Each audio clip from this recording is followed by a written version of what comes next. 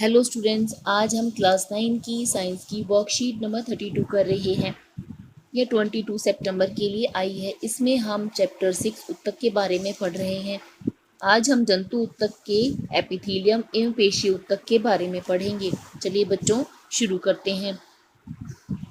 ज्ञान जिज्ञासा से पूछता है, जिज्ञासा दीदी, क्या पौधों की तरह हमारे शरीर की भी बाहरी रक्षा ऊतकों द्वारा ही होती है? जिज्ञासा ज्ञान को समझाते हुए बताती है, ज्ञान जंतुओं के शरीर को ढकने के लिए या बाहरी रक्षा प्रदान करने के लिए एपिथेलियमी ऊतक होते हैं। इनका मुख्य कार्य जंतुओं के शरीर, आंतरिक अंगों, गुहिकाओं को ढकना व भिन्न भिन्न प्रकार के शारीरिक तंत्रों को एक दूसरे से अलग रखकर रक्षा करना है। हमारे शरीर में त्वचा, मुंह, आहार नली, रक्तवाहिनी, फेफड़ों की कुपिका आदि सभी एपिथेलियम ऊतक से बने हैं। ये 4 प्रकार के होते हैं।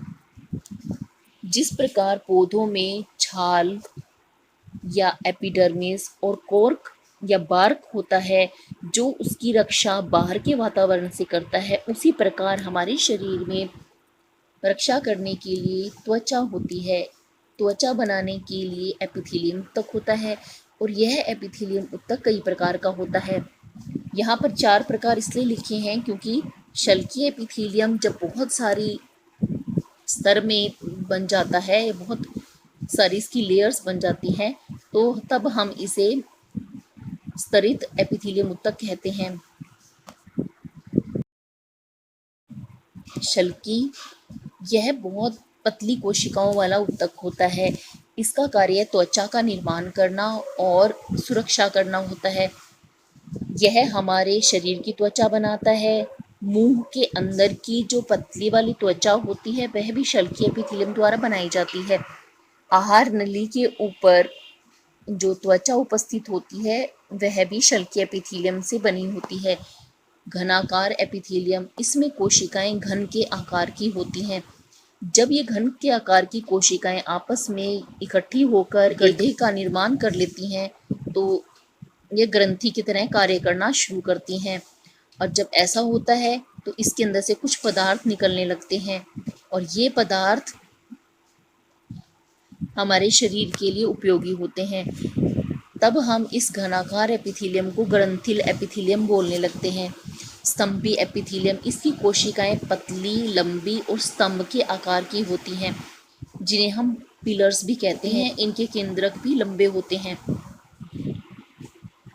इसका कार्य है हमारे शरीर में अलग अलग स्थानों पर कुछ पदार्थ का अवशोषण किया जाता है, जैसे भोजन का अवशोषण करना। उसके लिए इसके ऊपर कभी कभी कुछ रेशे जैसी संरचनाएं भी उपस्थित होती हैं।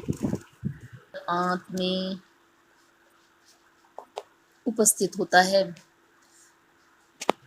स्तरित शल्की, यह भी त्वचा का निर्माण करती है। यह हमारे हाथ और पैर और बाहर के वातावरण से सुरक्षा करने के लिए त्वचा का निर्माण करती है। ज्ञान फिर से पूछता है, जिज्ञासा दीदी, हमारे शरीर विभिन्न प्रकार की गति कैसे कर पाता है और इसके लिए कौन सा ऊतक हमारी मदद करता है? इसके बारे में समझाती हुई जिज्ञासा कहती है, ज्ञान हमारे शरीर में गति मांसपेशियों द्वारा संभव होती है। मांसपेशियां पेशीय ऊतक से बनी होती है जो लंबी कोशिकाओं का बना होता है, जिसे पेशीय तंतु रेशा भी कहते हैं।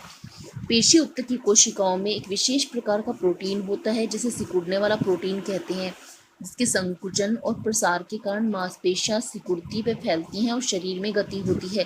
पेशीय ऊतक 2 प्रकार के होते हैं, ऐच्छिक पेशीय ऊतक और अनैच्छिक पेशीय ऊतक। जिन पेशियों को हम इच्छानुसार आवश्यकता पड़ने पर नियंत्रित कर सकते हैं उन्हें हम ऐच्छिक पेशीय ऊतक कहते हैं। इन्हें कंकाल पेशी भी कहा जाता है क्योंकि ये अधिकतर हमारी कंकाल से जुड़ी होती हैं। उदाहरण है रेखीय पेशीय ऊतक।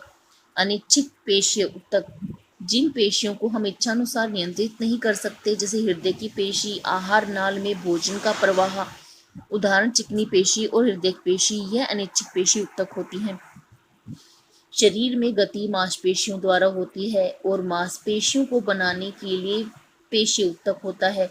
यह पेशीय ऊतक 3 प्रकार का होता है, रेखित पेशीय ऊतक, हृदयक व चिकनी।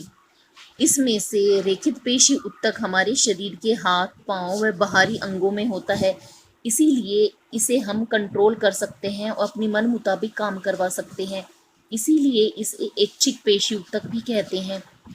हृदय को हम कंट्रोल नहीं कर सकते और अपने मनमर्जी से इससे काम नहीं करा सकते। इसी तरह से चिकनी पेशी ऊतक हमारे शरीर के भीतरी अंगों की पेशियों में उपस्थित होता है। क्योंकि इसे दोनों को हम कंट्रोल नहीं कर सकते हैं, इसीलिए इन्हें अनैच्छिक पेशी ऊतक कहते हैं।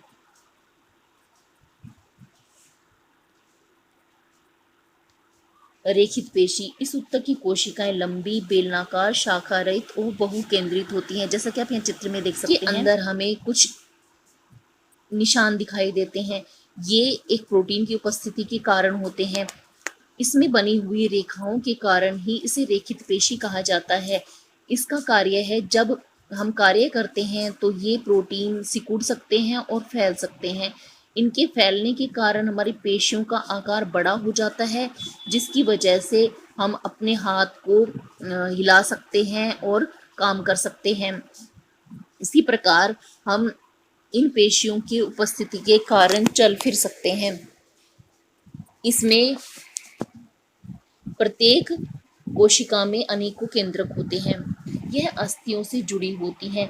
यह हमारी हाथ की हड्डियों से जुड़ी हुई होती हैं, तो इसी वजह से ये हड्डियों के साथ गति कर सकती हैं। इसके पाश में हल्के और गहरे रंग की धारियां होती हैं, इसलिए इन्हें रेखित पेशी भी कहा जाता है। शरीर की सभी अस्थियों के साथ यह ऊतक जुड़ा होता है, जो शारीरिक गति में सहायक होता है। इसे हम इच्छानुसार नियंत्रित कर सकते हैं, इसीलिए इसे ऐच्छिक पेशी ऊतक भी कहते हैं। हृदय पेशी, इस ऊतक की कोशिकाएं एक केंद्रीय, बेलनाकार और शाखान्वित होती हैं। जैसा कि आप यहाँ चित्र में देख सकते हैं, ये कोशिकाएं सिर्फ हृदय में मिलती हैं और ये इस प्रकार की कोशिकाओं में ही सिर्फ शाखाएं उपस्थित होती हैं। इसमें केंद्रक, प्रत्येक कोशिका में एक केंद्रक होता है। यह जीवन भर बिना थके लयबद्ध होकर फैलती और सिकुड़ती रहती हैं और हृदय को गति प्रदान करती हैं। चिकनी पेशी, इस ऊतक की कोशिकाएं लंबी, शाखा रहित, एक केंद्रीय और सिरों से पतली होती हैं। ऊतक में गहरी हल्की धारियां नहीं होती, इसीलिए इसे अरेखीय पेशी ऊतक कहा जाता है। ये श्वसन नली, आमाशय और हमारे आंतरिक अंगों का निर्माण करती है। जैसे यहाँ चित्र में दिखाया गया है, ये हमारी आंतों में उपस्थित हैं। अनैच्छिक पेशी ऊतक क्या होते हैं और यह कहाँ स्थित होते हैं? अनैच्छिक पेशी ऊतक जिन पेशियों को हम इच्छानुसार नियंत्रित नहीं कर सकते। हृदय की पेशी, आहार नाल में भोजन का प्रवाह, इसका उदाहरण है चिकनी पेशी और हृदय पेशी। प्रश्न 2, एपिथेलियम ऊतक सामान्यतः कितने प्रकार के होते हैं? एपिथेलियम ऊतक 5 प्रकार के होते हैं: शल्की, घनाकार, स्तंभी, स्तरित और ग्रंथिल। रेखीय, अरेखीय हृदय पेशी कोशिकाओं में अंतर स्पष्ट कीजिए। रेखित पेशी की कोशिकाएं लंबी, बेलनाकार, शाखा रहित और बहुकेंद्रकीय होती हैं। हृदय पेशी, इस ऊतक की कोशिकाएं एक केंद्रकीय, बेलनाकार व शाखान्वित होती हैं। चिकनी पेशी, इस ऊतक की कोशिकाएं लंबी, शाखा रहित, एक केंद्रकीय और सिरे से पतली होती हैं। ग्रंथिल और घनाकार एपिथेलियम ऊतकों में अंतर स्पष्ट कीजिए। जब घनाकार एपिथेलियम की कोशिकाएं इकट्ठी हो जाती हैं तो ग्रंथिल एपिथेलियम का निर्माण करती हैं। आज की वर्कशीट में बच्चों में इतना ही करना है। जल्द ही नेक्स्ट वर्कशीट के सॉल्यूशन के साथ मिलेंगे।